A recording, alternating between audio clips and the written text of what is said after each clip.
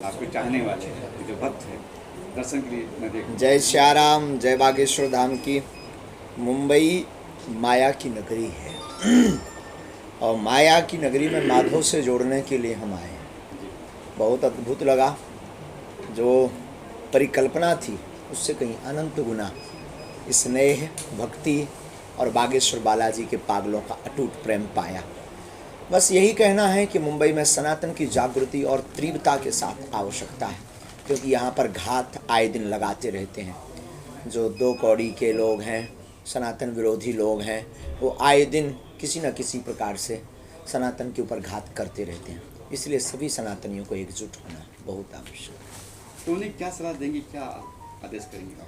हमें अपने धर्म के साथ कोई समझौता नहीं करना चाहिए, किसी भी परिस्थिति में नहीं करना चाहिए, चाहे वो राजनीति हो, चाहे वो धर्म नीति हो, अथवा वो फिर फिल्मी मार्ग हो या बिजनेस मार्ग हो।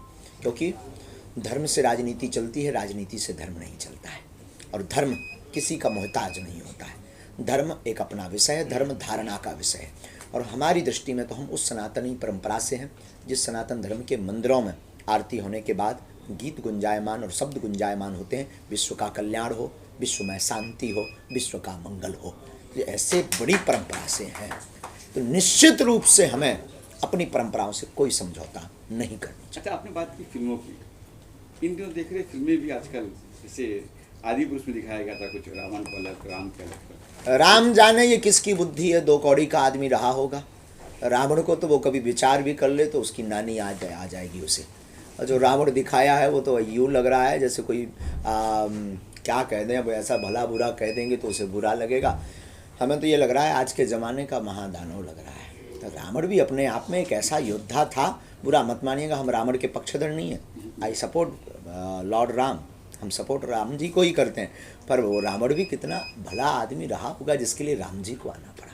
और रावण ऐसा रहा होगा, जरा देखें तो रावण सैंडल पहनता है। क्या राम हनुमान जी का चित्र देखा, विग्रह देखा, क्या हनुमान जी को प्रयोग किया है? अतुलित बलधाम महम शैलाविदेहम धनुजुवन कृशानु ज्ञानी नाम अग्रगण्यम सकल गुण निधानम वानराणाम अधीशम रघुपति प्रिय भक्तम वात जातम नमामि। ऐसे हनुमान जी को इन दो कौड़ी के लोगों ने क्या दिखा रखा है? हनुमान जी बॉडी बिल्डर थे, हनुमान जी सैंडल पहनते थे, हनुमान जी चमड़े का पहनते थे। अरे उन हनुमान जी के चक्कर में ना फंसो, अगर उन्होंने पूंछ घुमा दी तो नानी याद आ जाएगी। इसलिए तो सनातनी हिंदुओं को जगने की आवश्यकता है कि ये जो विधर्मी लोग हमारे धर्म के साथ मजाक कर रहे हैं, अब बस बहुत हो गया। इन्हें मुंह तोड़ जवाब देना पड़ेगा, इनको इग्नोर करना पड़ेगा, इनको पुनः धरातल पे लाना पड़ेगा, तब ये हिंदुत्व और सनातन की बात करेंगे। क्योंकि बहुत सह लिया, अब जो सहे वो हमारी दृष्टि में मरा हुआ व्यक्ति है, जीते जी।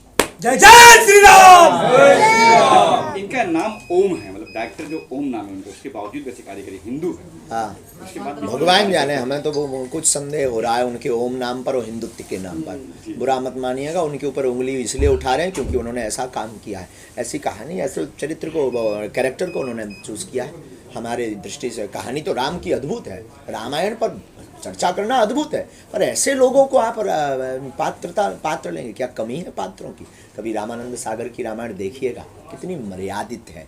अब ओम जी से तो यही कहेंगे, कभी मिलेंगे तो हम उनको बताएंगे कि राम जी क्या है और हनुमान जी का स्वरूप क्या है।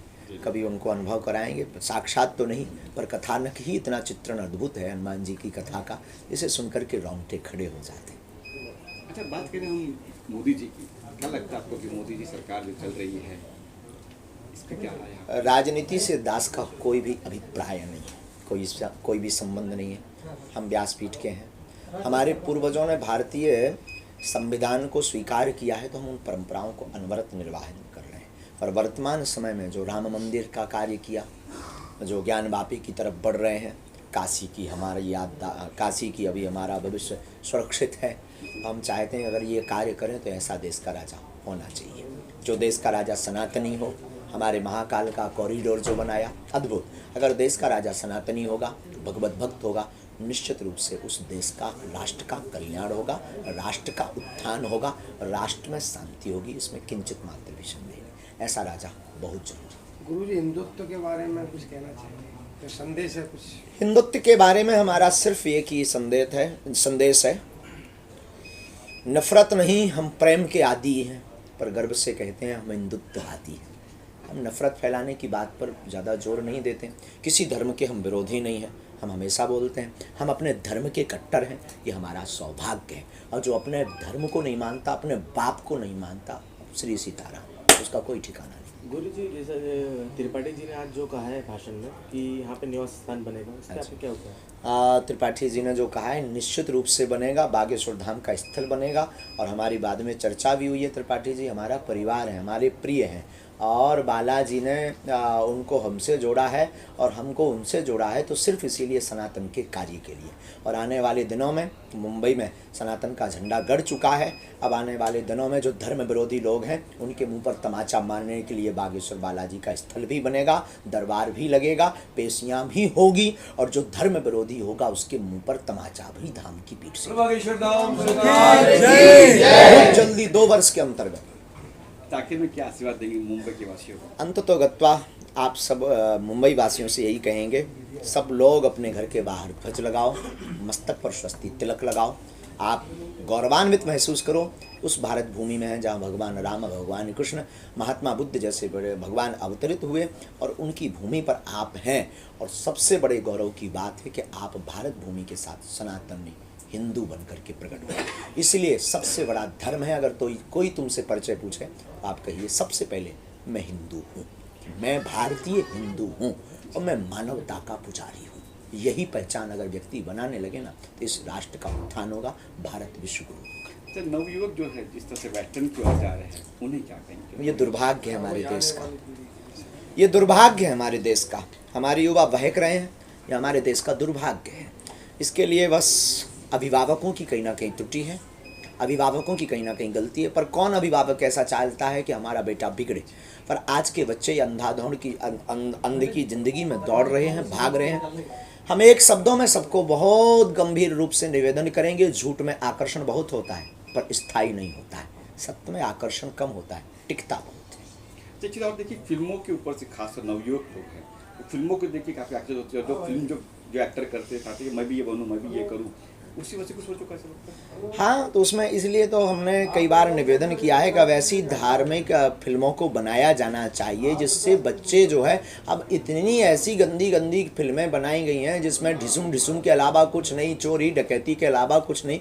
अरे बनाना नहीं है, बनाना ही है तो कितनी कहानियाँ नहीं हैं। पिता माता की सेवा के लिए प्रेरक कहानी उठाइए, सनातन हिंदुत्व की रक्षा के लिए प्रेरक कहानी उठाइए, स्वामी विवेकानंद की कहानियाँ उठाइए, स्वामी जी विवेकानंद के अनेक जीवन के चरित्रों में से एक प्रसंग उठाइए। हमारे भारत में कितने वीर सपूत नहीं हुए हैं, कितने भारत के योद्धा नहीं हुए हैं जिनकी कहानियां जो रियल कहानियां हैं, कोई काल्पनिक कहानी नहीं, उन पर आप उठा करके बच्चों को, युवाओं को प्रस्तुत करिए, बड़े बड़े स्टार को उसमें ऐड करिए, चित्रण करिए। बच्चे उनको देखेंगे तो वैसे विचारधारा में पढ़ेंगे, बढ़ेंगे तो भारत का भी विकास होगा, फिल्म इंडस्ट्री भी लॉन्ग टाइम तक चलेगी, वरना ये बहुत जल्दी सुन्न हो जाएगी, क्योंकि जो दीपक फड़फड़ाता है ना वो बुझ जाता है। भविष्य में कभी आपकी बायोग्राफी फिल्म या कुछ देखने मिल सकती है? हाँ, इस पर तो हमारा कोई बहुत ज़्यादा फोकस नहीं रहता है। हम प्रचार पर कम, विचार पर ज़्यादा भरोसा करते हैं। और अगर कोई बनाए तो मना नहीं है, बना लेगा। अब आप कहना कि अंतर्मन से, इसका मतलब आप चाहते हैं, ऐसा कुछ भी नहीं। कई लोगों ने रिक्वेस्ट की, निवेदन की। एक हमारे प्रिय हैं विनोद जी, उन्होंने कहा भी है।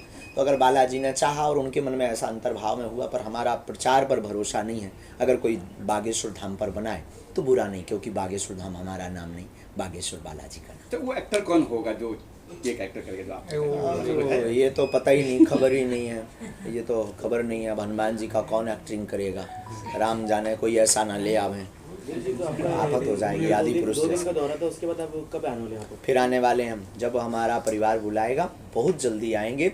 और अब ये हमारा घर हो गया है। जो इंडियन कॉरपोरेशन लिमिटेड के डायरेक्टर हैं श्री रुद्र प्रताप त्रिपाठी जी, इनके अकथ प्रयास से और सनातनी परंपरा की जो इनकी हृदय में निष्ठा है, उससे हम गदगद हो गए, बिक गए बिना मोल के।